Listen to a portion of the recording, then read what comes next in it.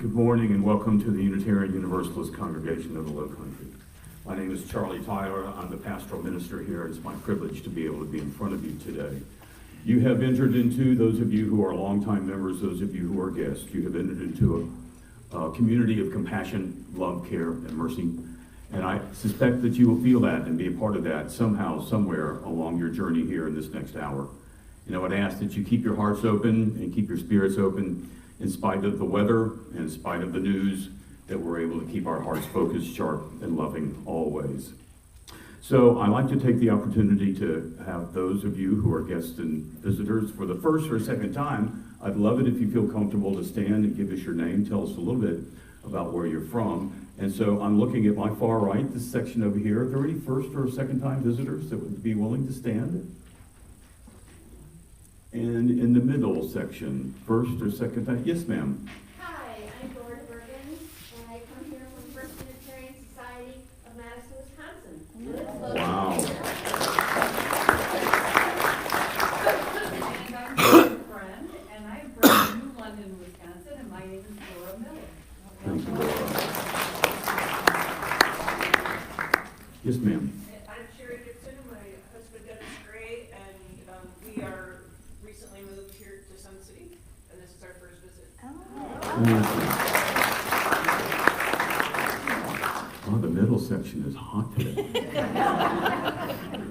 On my far left, your right. First time guests or visitors. Thank you for coming. Those of you who are guests and are interested in possibly becoming a part of this congregation, there is the Path to Belonging, which is our new member class, which will be starting up a little bit later on in the spring. You will want to be a part of that, and we would want you to be a part of that. So just listen out for that. Keep your ears open for that, if you would, please. There's a couple announcements that we need to make. Gary, if you would, please, and then Anthony.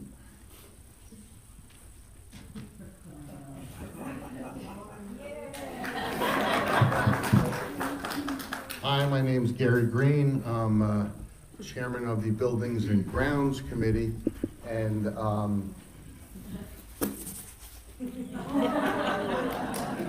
so what does this say?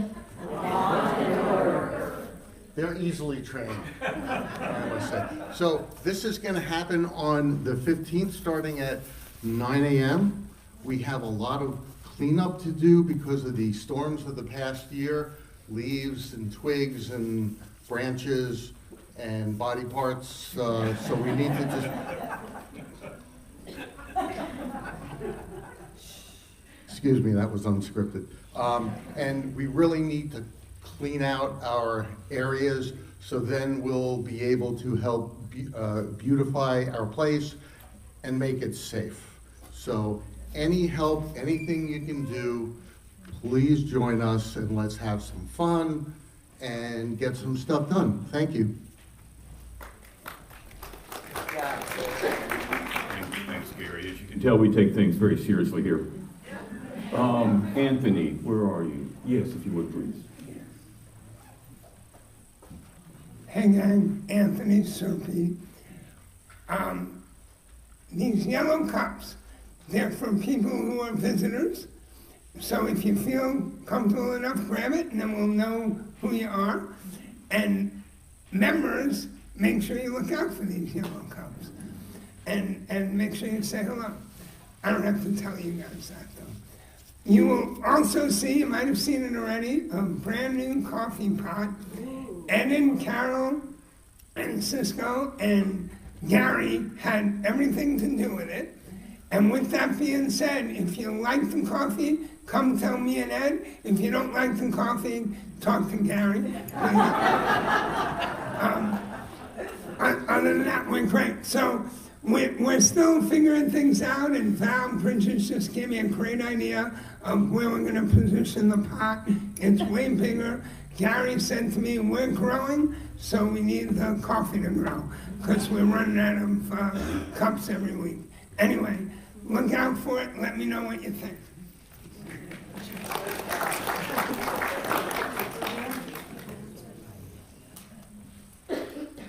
I have to steal the mic. I'm Leslie Haas, inspired by Gary. I want to encourage everyone to save the date as co-chair with my sister Mary Lou Beavers. We're hosting the Stewardship Gala, which is not next Saturday, it's the 29th, so be there.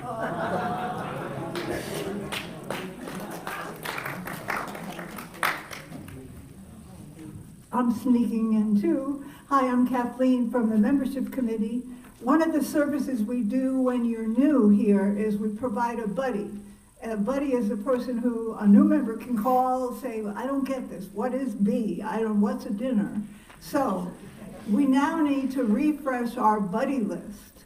So if you're a current member and you would like to help a new member, there'll be a sign-up sheet. We'll have a very brief, like 30-second training for you. It's not a big deal. So we need buddies for our new members. And it's a 6-month commitment, but very, very easy. Easy. You make phone calls. That's it. Thank you.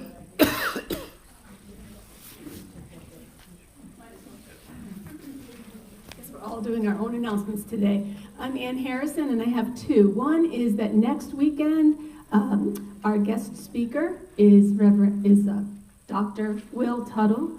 He is the internationally known author of The World Peace Diet. He's been here with us before.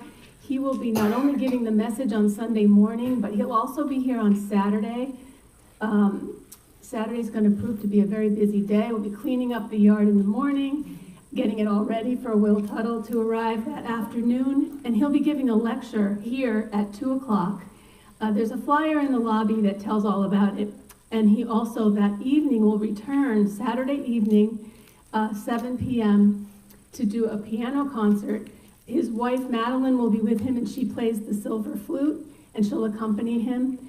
All events that Will Tuttle provides us for the weekend are free. We will pass a basket for donations, but it's going to be a very full and eventful weekend.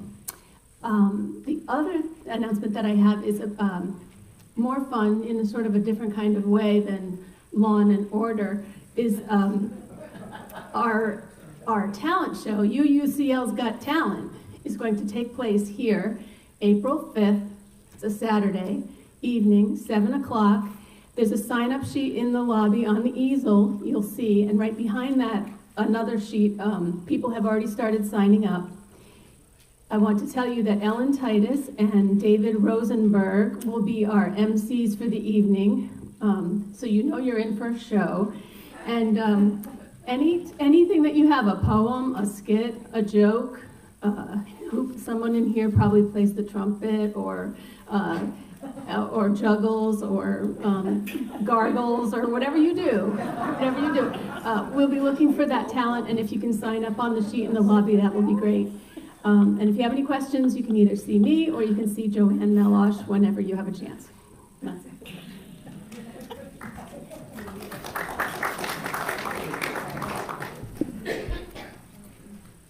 And for those of you who have signed up for the talent show, you should know that I will be also there, setting the bar as low as I possibly can. Thank me for that later on. I have some hard news to share with the congregation today. Linda Klingman's husband, Dave, that many of you know has been quite ill, passed away late last week. And so our hearts are with Linda and with her family, and I know she may well be listening in today.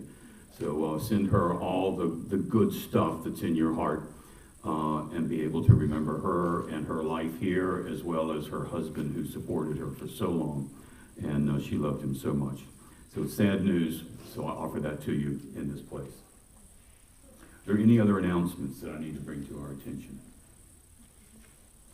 Dick, if you would, please.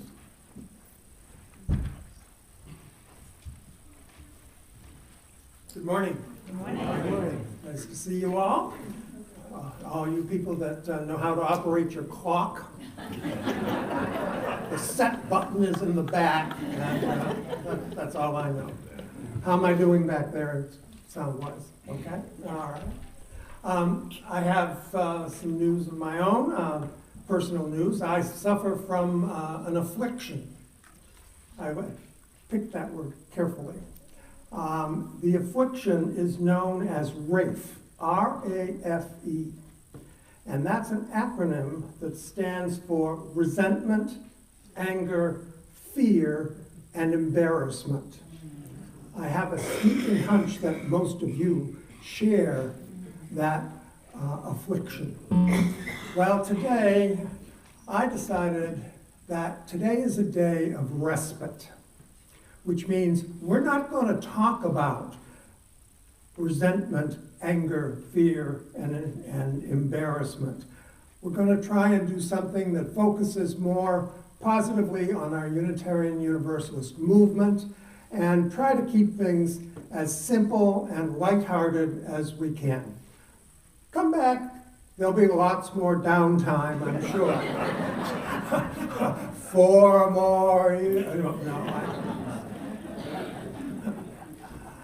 By the way, I thought the really important announcement was the new coffee pot. I thought that was, that really is a milestone in our congregation. I want to start this morning by reading the 7 principles, which most of you are familiar with. But this is the 7 principles that have been reformulated either for children or by children. I couldn't find in the website exactly which one was true. But I thought I'd read them in the idea of respite and keeping things simple. I'm going to read the principles as they might relate to a young person. We believe that each and every person is important. We believe that all people should be treated fairly and kindly. We believe that we should accept one another and keep on learning together. We believe that each person must be free to search for what is true and right in life. We believe that everyone should have a vote about the things that concern them. We believe in working for a peaceful, fair, and free world. We believe in caring for our planet Earth, the home we share with all living things. I don't know who wrote it, but I thought, nicely put. Our opening hymn, I don't take requests very often for hymns, and I'm not sure all the ministers even choose their hymns, but I do. And I actually had a request, and unfortunately, Betsy Morehouse, who requested this hymn, is not with us, but I spoke with her yesterday. She is listening to us on streaming, and this is for Betsy. This is her favorite hymn. It's number 311, Let It Be a Dance. Please rise as you're willing and able.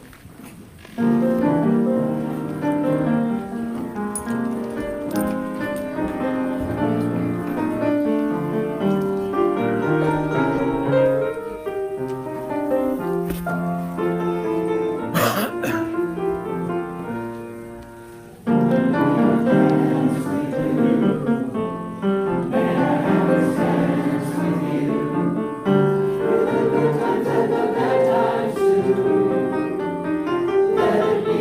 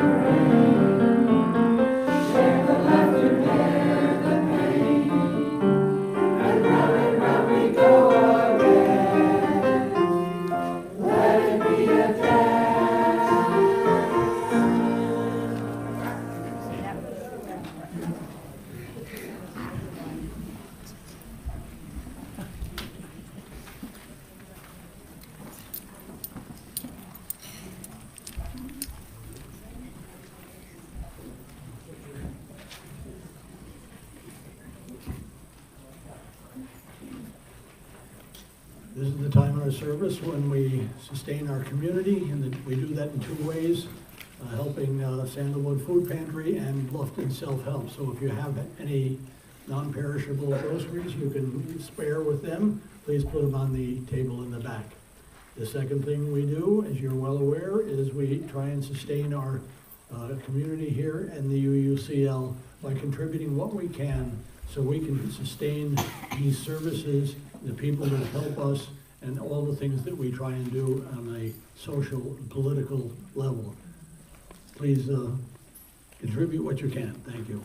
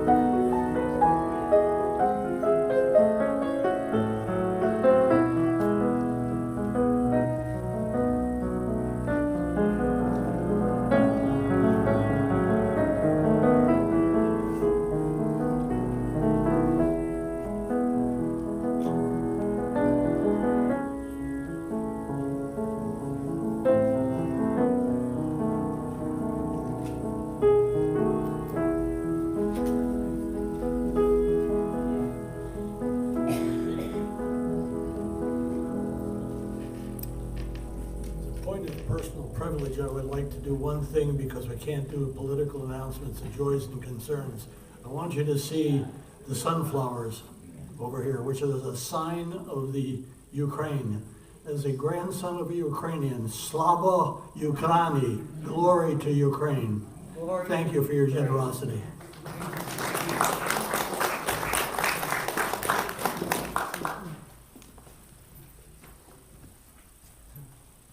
This is also the time in our service where we share our joys and concerns, and we share our joys in the hopes that we can all celebrate together, and we share our concerns in the hopes that we can somehow help alleviate those burdens for everyone. So at this time, if you want to come up and have a joy and or concern to share, take a stone from the basket, give us your name, and briefly share your joy or concern, and then place your stone in the cairn.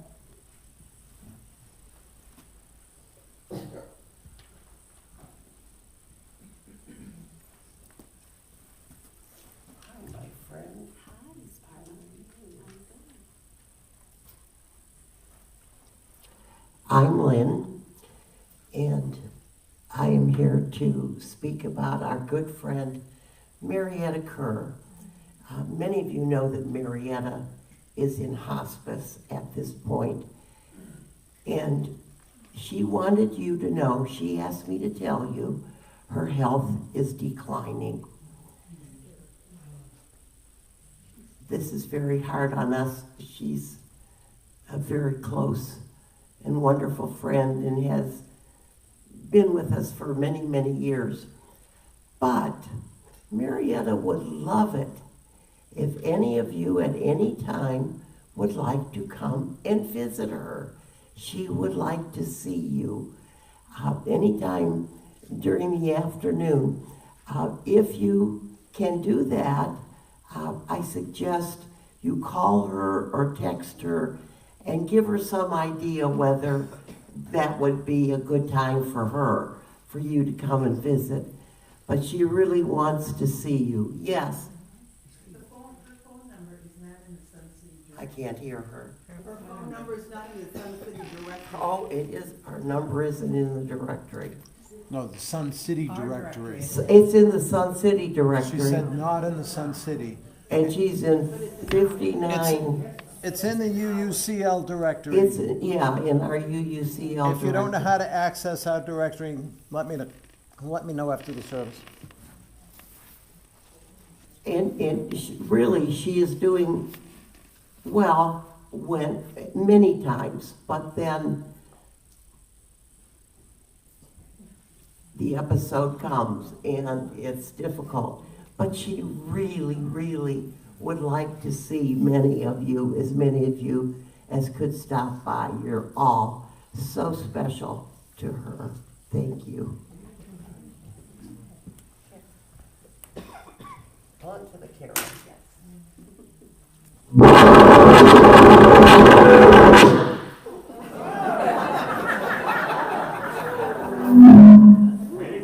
And I mean it.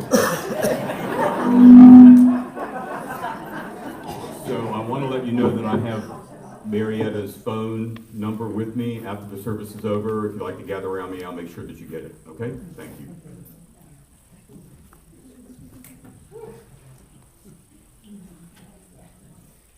I'm Leslie, and I have several joys. Don't switch it. No, it's not the switch. Okay, is this better? Yeah. How's this? Testing, 1, 2, 3. A little more, Randy? Okay, a little more. 5. Testing, testing. Ooh, that's good. Thank you. Great minds think alike. I have the directory with me. I'm going to write Marietta's number down on a piece of paper and put it up here, if that's okay. And in preparation for the Stewardship Gala, music is important to so many of us, and Let It Be a Dance is one of my all-time favorites. This book by Rick Maston, who wrote the song, came in yesterday, and last night when I should have been doing other things, I read it cover to cover. It's words and one-liners. So, very special. So, and I don't want to give anything else away, but there will be sunflowers as table decor.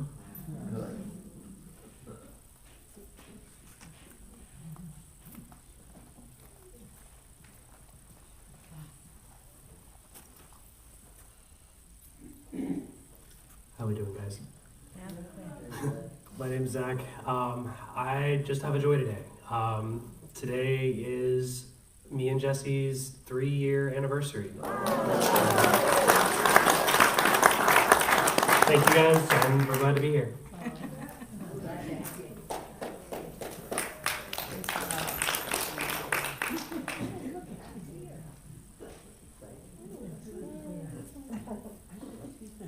Good morning, I'm Susan Crow. Many of you know I now live in Columbia, South Carolina, but I try to get back once a month to see your faces. I love you all so much. I have to tell you that I got a little lapsed in my church attendance up in Columbia because for 4 months we were just unpacking and settling and I didn't go to church. So 2 weeks ago I went to the UU in Columbia. And you know, it's tough to walk in when you're a stranger. You don't know a soul. So I walk in the building, and who do I see? Neil Jones and Buddy. Remember Buddy? So I felt right at home, but it's such a joy to be back here with you all today. And the other thing I have to share with you is that since I saw you last, I now have a new granddaughter, Lillian Victoria Mosser, and we're calling her Lily.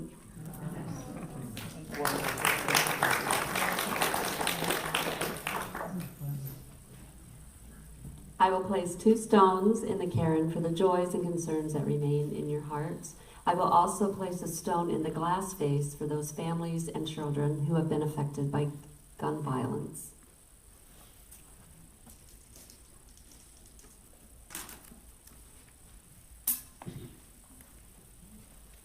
So now if you will join me for the affirmation, we will read it together. It's 569.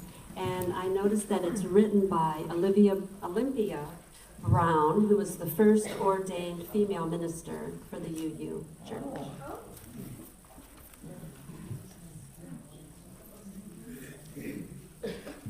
Stand by this faith, work for it, and sacrifice for it. There is nothing in all the world so important as to be loyal to this faith, which has placed before us the loftiest ideals, which has comforted us in sorrow, strengthened us for noble duty, and made the world beautiful.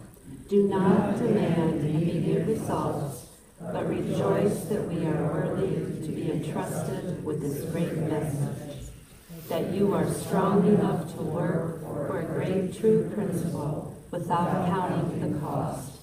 Go on finding ever new applications of these truths and new enjoyments in their contemplation, always trusting in the one God which ever lives and loves. God bless Olympia Brown.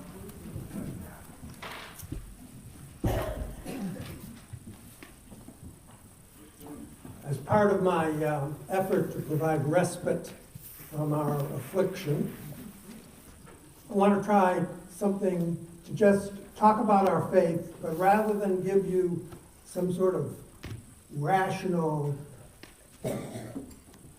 outline, I decided I'd rather do randomness. Well, of course, I'm a left-brain person. I can't do randomness very well. So I decided I would share with you my concept of a Unitarian Universalist alphabet. And I'm simply going to give you random observations. Some of them I thought maybe were going to be sermons. They're little fragments that, excuse me, come to mind from time to time that never developed into a sermon. But hopefully you'll find something out of the 26 things I'm about to talk about that tickles your fancy and that will motivate you to come to talk back to tell me that, boy, that was really stupid. I don't tell me anything. Tell me anything you want. Okay, we're going to start. A, interestingly enough, is for atheist. We are the only church that not only condones atheism, but in fact welcomes atheism. So for the atheists who are out here, and I know that there are a few, you're welcome. Happy that you're here. Happy that you have found us. Happy that you can be part of us. And we continue to search and grow together. B, Boston. And I'm not talking about the Red Sox, although you know how I feel about the Red Sox. In preparation for this little piece, I went to Google Maps, and I grew up in Waltham, Massachusetts, a suburb of Boston. And so I placed the little pin that you can place in Google Maps on my church. And then I went out and said, okay, I want to go out a few miles. I ended up going 6 miles. And in 6 miles from my church, there's another Unitarian Universalist church. We have no concept of what it's like to be, if not in the majority, at least a very large minority. And it brings to mind an old saw that people used to say, half in jest and perhaps half real, that Unitarians believe in the fatherhood of God, the brotherhood of man, and the neighborhood of Boston. I'm going to try to venture over to another microphone for C. C is for chalice. And every Sunday we light the flaming chalice. Can you hear me okay? I can speak louder if I need to. As a symbol of our faith. And this is pretty much universally accepted among our denomination as our symbol. Interestingly enough, it's not that old. It was first seen in 1941 as a symbol from the Unitarian Service Committee.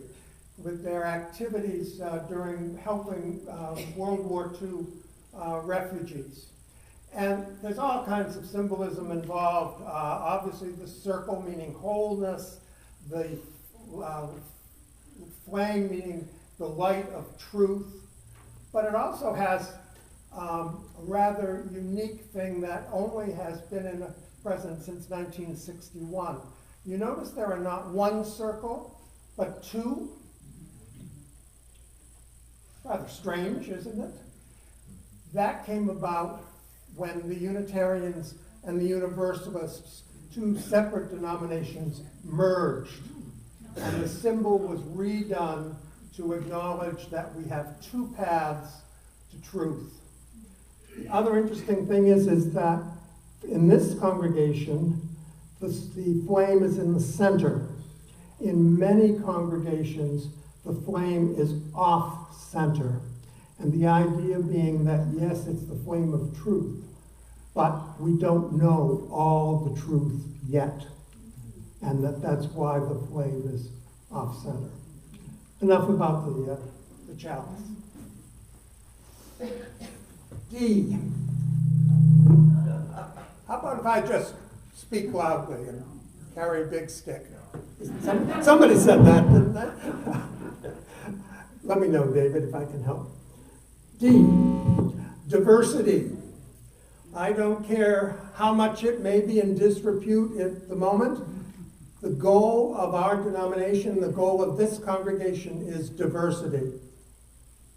And it's an admirable goal, but admittedly, it is a goal, quite frankly, that we don't do very well in. And traditionally, we have not done well. We are not new in our lack of diversity. We have been a denomination that has lacked diversity for as long as our history has been in place. E, education. Wasn't it wonderful last Sunday? We had 14 young people in our religious education program. And for those of you who've been around for a while we had no people in our religious education program. Yeah, that's good. Let's applaud that. It's worthy of applause. It's absolutely worthy of applause. And if we're going to have a religious education program that continues to grow and continues to be dynamic, we have to support it with, number one, volunteering to help out, and number two, supporting it financially. But it is a wonderful sense of the growth of this congregation that we now have a functioning religious education program once again. F, feminism. Don't hear as, thank you, Sherry. Wow, I'm glad, she's my neighbor. You can come over for a drink if you want. Actually, we don't hear as much about feminism within our denomination anymore than perhaps we did when I was in seminary, and it was very much a concern. That doesn't mean that all is well and that all is equal, but we have made, as a movement, tremendous strides in promoting and adopting feminist principles. For example, the gray hymnal that we use, all degenderized language. Not true in any of our previous hymnals which use the male pronoun exclusively. Secondly, today, over 50% of Unitarian Universalist ministers are women. Not only that, but back when I was in seminary, God knows that was a long time ago, pretty much if there were women around, well, they got to be the assistant, or well, they take care of Sunday school, but they don't really get much chance in the pulpit. Today, women occupy the pulpits of very large and very strong Unitarian Universalist congregations, and that is progress. That is, yeah. That is progress. That doesn't mean that we're totally there, but we've come a long way, like Virginia Slim's cigarettes. G. Okay, here it comes. G is for God. And that's a word you don't hear much from this pulpit. In fact, I can't remember the last time that word was muttered. And it's something that we are, at least from my perspective, afraid of using that term. Why? Because it has so much baggage attached to it. And not just one set of bags, but a bag over here and another bag here and another bag there, that if I use the term to talk about something that I believe in, I can't get the point across because you are going to perhaps think of it differently. So I too avoid the word God, as do most Unitarian Universalists. But I'm also happy to say that I do believe in God, but it might not be your God. And that's why I don't use the word very often, because it's, to some degree, and it's unfortunate, has lost its meaning. H. Many of you who are newer here will not realize that when you entered this sanctuary, above the door is a sign that names this sanctuary the Holland Sanctuary. And that is named for Reverend Emmanuel Holland, who served this church not once but twice in its history as minister. I was blessed to know Emmanuel Holland when I was very young in high school. I knew him because he was the advisor of a committee that I was on as a young person. And then again, at the very end of his ministry, when he served here. And he was a man of caring and concern, and a man who thought very much about his own Unitarian Universalist faith. And for me, I don't have a lot of role models, but if I did, Emmanuel Holland, who preached from this very pulpit, would be one of them.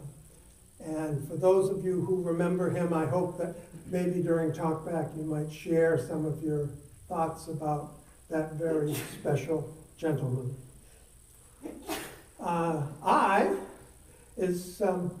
Let me give a little background here.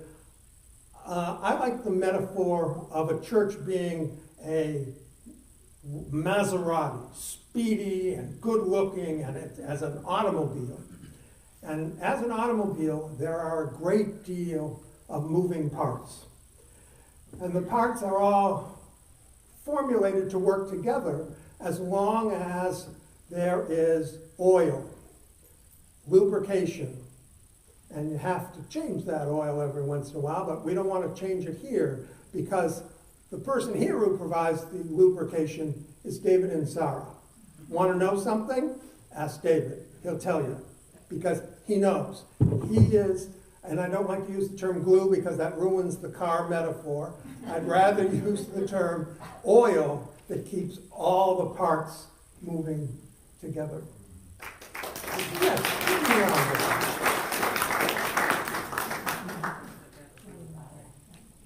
J stands for John Shepherd.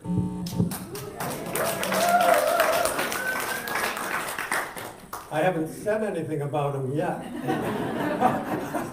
You don't know. I have to admit, I take John Shepherd for granted. And I think many of us in this congregation do as well, take him for granted. He shows up every Sunday. He plays a wide variety of music, as by this morning's prelude. This is not all holy stuff that we're getting here, with 17th century and so forth. And I don't think we realize, number one, his talent, and number two, the number of hours he practices so that when he comes here, his performance is really special. So I admire John, and now you can applaud for him.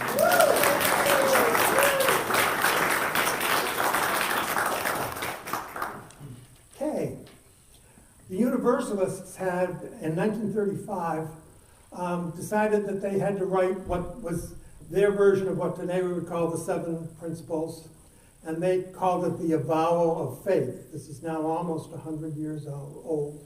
And one of the things that has always stuck with me about a little kernel of words, just 3 or 4 that summarize who we are, is that we avow our faith in truth, known, and to be known.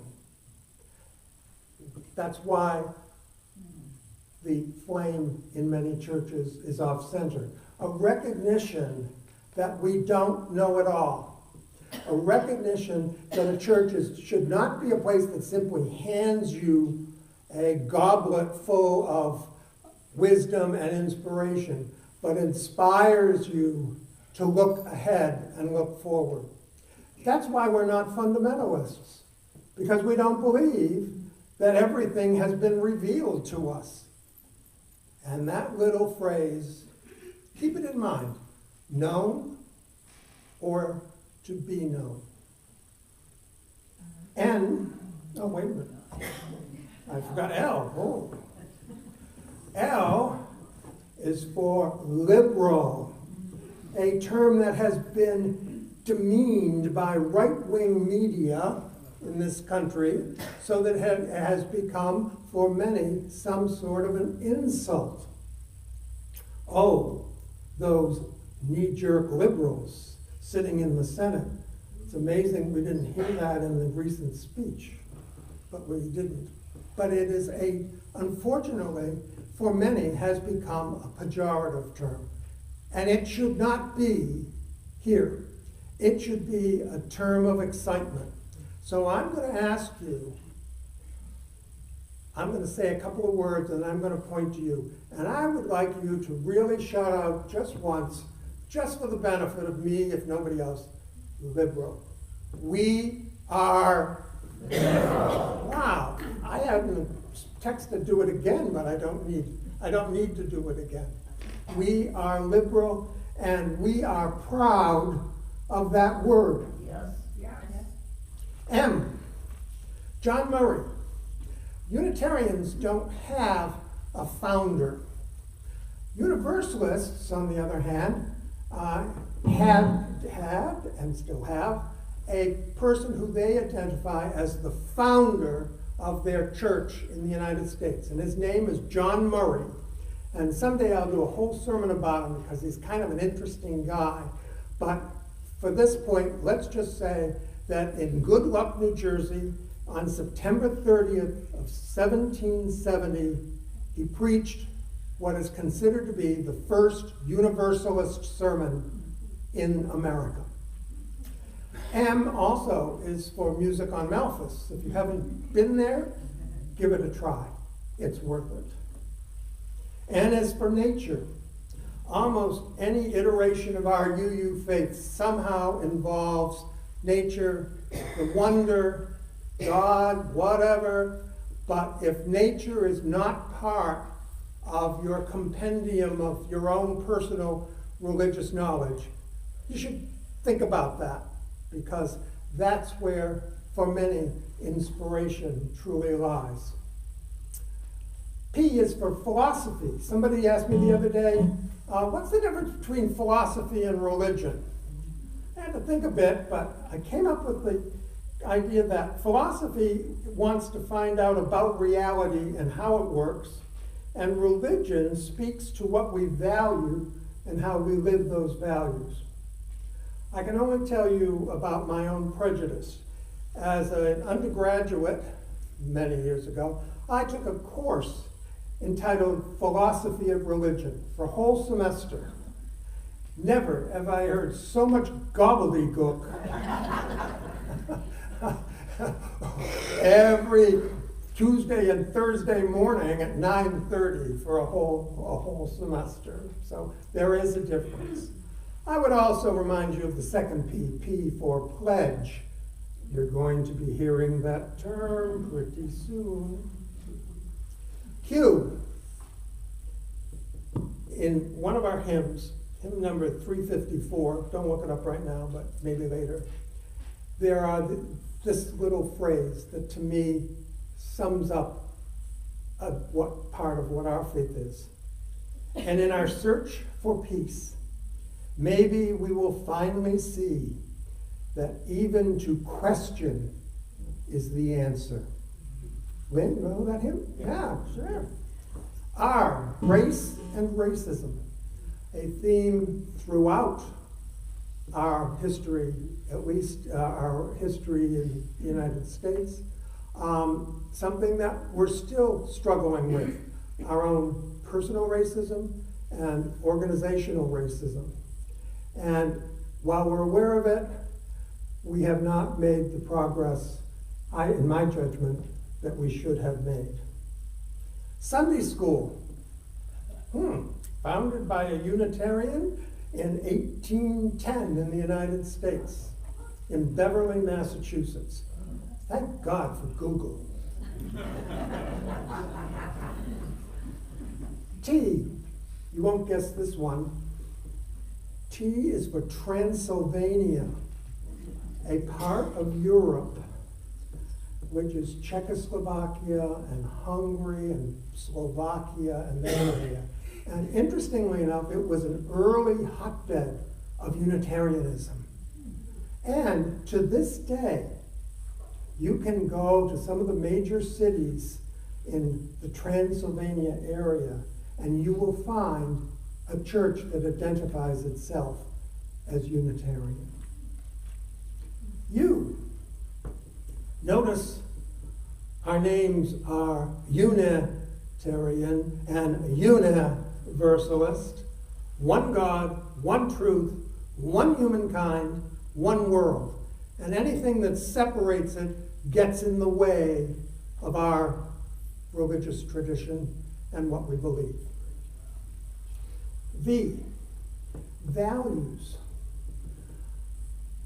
Most of you know that we don't have the 7 principles as much anymore. We now have this thing that's kind of a flower that has love at the center and talks about our values. My personal opinion is that the term values is overused and that they're really still beliefs, and I think we're splitting hairs when we start to try to figure out what the difference between the two of them are. W, welcoming. We are a welcoming congregation. That is an official designation given to churches by the denomination that have been through a course of study and continue to have practices that are identifiable, that make them welcoming to all people of all sexual preferences. We are one of those welcoming congregations, and it was just renewed in 2023, and we can be proud of that. X, there's some kind of thing on the computer, some kind of social media platform or something, but the owner is disrespectful and I would pay no attention to it, and if you have it on your phone, get rid of it, would you? Y is youth, and this congregation is living proof of the strength of the youth movement within Unitarian Universalism, because I can see at least 2 faces and myself who went through that and have been committed to our faith ever since then. We need to make sure that as our kids mature and grow, that we provide them the opportunities that we had to be part of the Unitarian Universalist movement. Translate that, it means that we need to think about, as our kids get a little older, about providing scholarships for the mountain. It's called the Mountain. And it's something that we need to do. Why? For our own self-interest. Because when you go away and you're in a liberal religious atmosphere and you're away from parents and other meaningful adults, you find something that for many people will stay with them their whole life. Z. You thought I had a tough one on Z? Nope, but I'm going to break my rule about providing you total respite. In my last sermon, I ended it by asking the rhetorical questions, where are our heroes? Who are they? How come we don't have heroes? And in the meantime, I found one. I found one that I should have known about a long time ago. And his name is Vladimir Zelensky.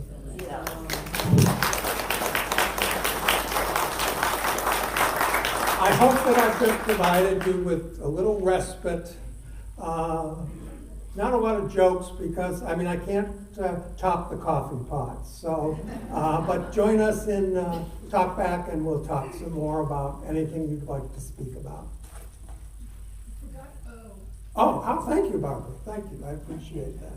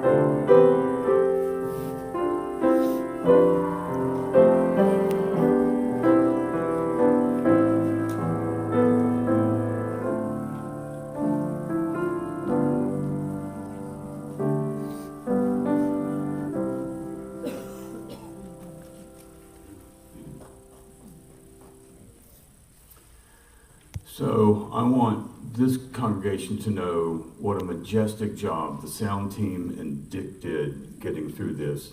There is nothing harder in public speaking than having to continue to work, and at every time they kept it moving, and I thank you for that, and you should thank them for that too.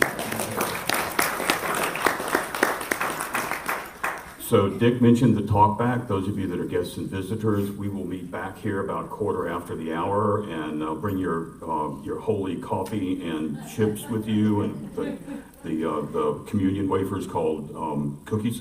And we'll meet back in here and talk about what some of the things that that Dick shared, as well as some of those things that are on your own heart. Let's see. We had guests today. Let me check and make sure I've got this right.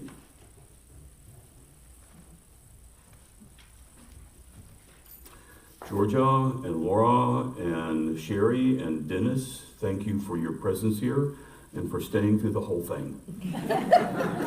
We appreciate your courage as well, too. I think that's all the announcements that I want to make as we come to close. Reverend Hood? Second hymn. Oh, thank you. If you would please turn with me. Yeah, I've written all over it. Hymn 170, We Are a Gentle, Angry People, verses 1 through 4, if you would please. Thank you. Stand if you would and willing.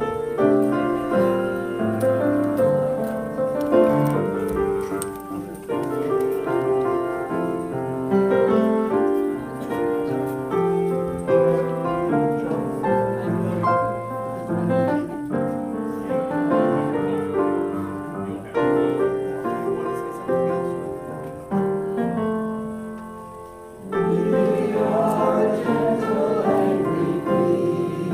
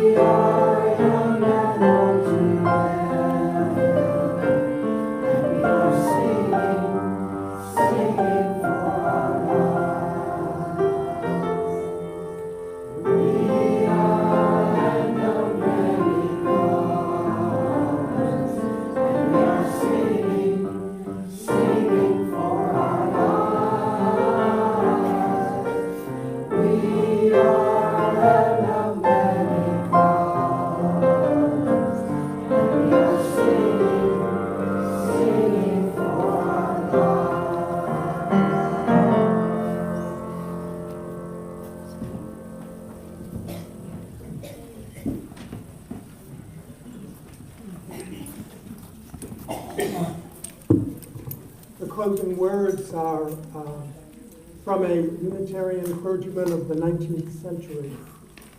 He wrote, "Though our knowledge is incomplete, our truth partial, and our love imperfect, we believe that new light is ever waiting to break through individual hearts and minds to enlighten the way of people. We believe that there is mutual strength in willing cooperation, and that the bonds of love keep open the gates of freedom." George, would you rise, please?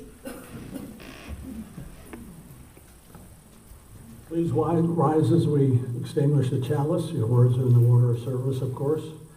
While we extinguish this flame, we strengthen in our hearts the light of truth, the warmth of community, and the fire of commitment. And until we are together again.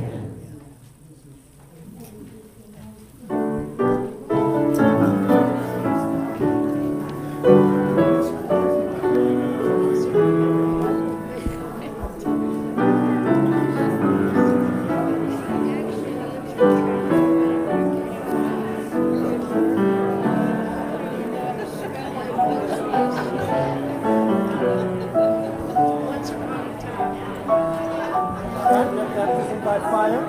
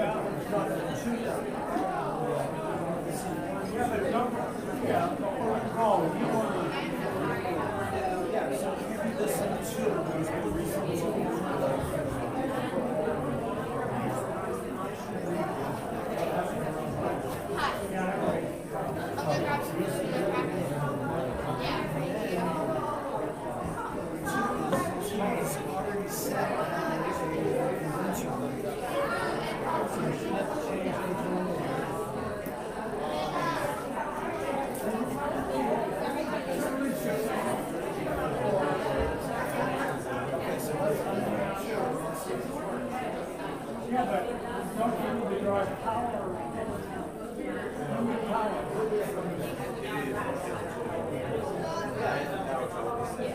gotta plug the steak in too.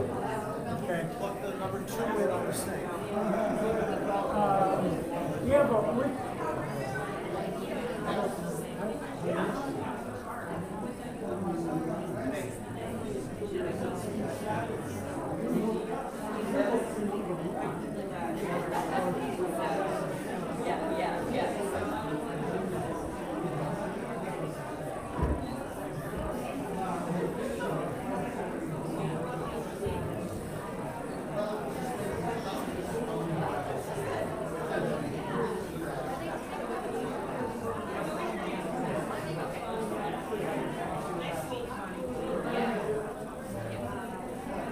One, two, test. 1, 2, test.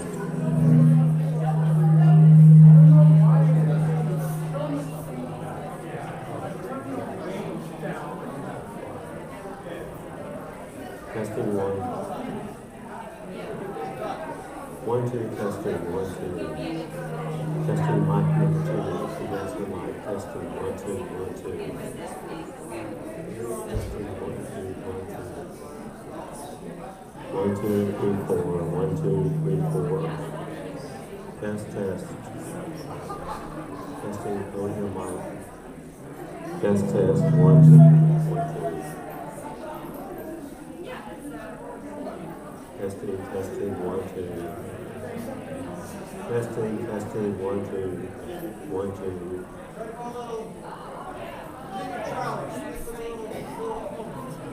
Testing, 1, 2, 1, 2. Test, test.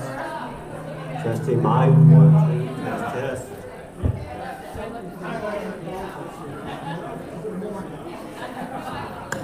Check, 1, 2. Check, check, check. 1, 2. Check, check, check. 1, 2. Check, check, check. 1, 2. 1, 2, 3, 4. 1, 2, 3, 4. Okay, it doesn't, so it sounds like it's definitely the floor. That is. Oh, yeah.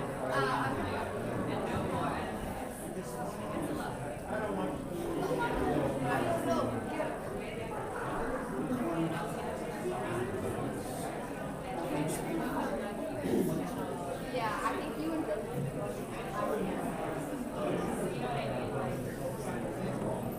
Can you keep talking there, Brian, please? 1, 2, 1, 2. Test, test. 1, 2, 1, 2. Test, test, test. 1, 2. 1, 2, 3, 4. It's 1, 2, test. It's gotta be the floor. I wonder,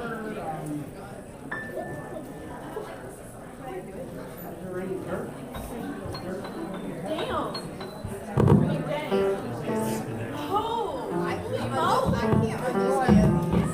My brain and I have to read this part and you learned it right? Almost all of it, yeah. Yes. I did not believe you. I did not know that.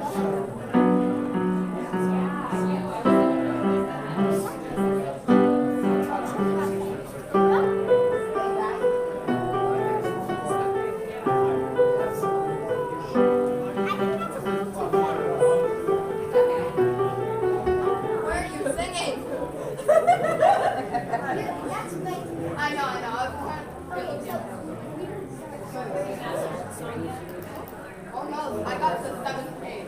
And how many pages? 8. Okay. But there's like 10 to 11. No! You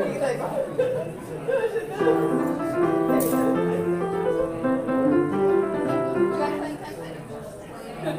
Paying attention? No. Real? Obviously not. We'll get right back to you. I'm hungry.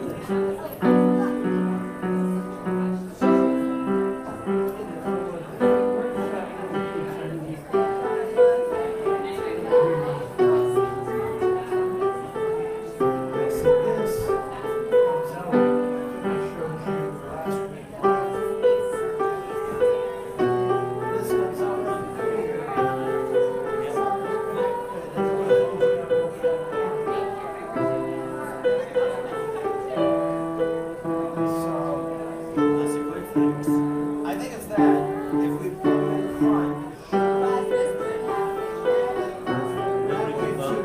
So you really can't plug into that anymore because you can't get it out.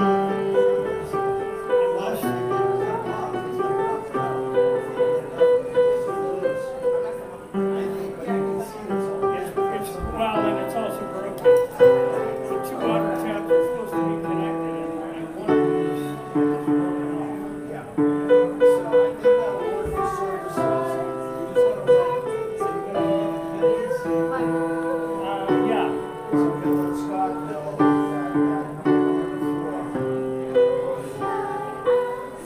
Can you order a new plate? yeah, I can get somebody to come in. Yeah. I'll have to It'll get somebody probably take a while. to